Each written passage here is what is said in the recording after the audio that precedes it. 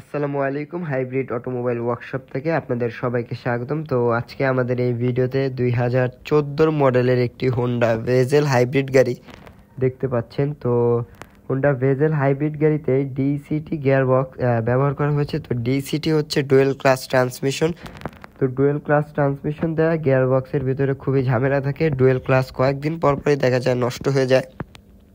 তো যাদের এই ধরনের হোন্ডা ভেজেল গাড়ি রয়েছে, ডুয়েল ক্লাসের ঝামেলায় ভুগছেন, অবশ্যই আমাদের সাথে যোগাযোগ করবেন।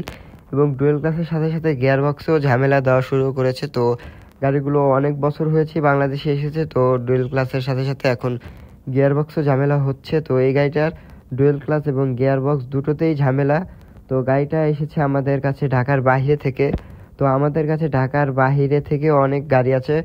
তো সারা বাংলাদেশ থেকেই আমাদের কাছে গাড়িগুলো আসে। তো যাদের এই ধরনের হোন্ডা ভেজেল হাইব্রিড গাড়ি রয়েছে ঢাকার বাইরে অথবা ঢাকার ভেতরে যে কোনো প্রান্ত হন না কেন, অবশ্যই আমাদের সাথে যোগাযোগ করতে পারেন।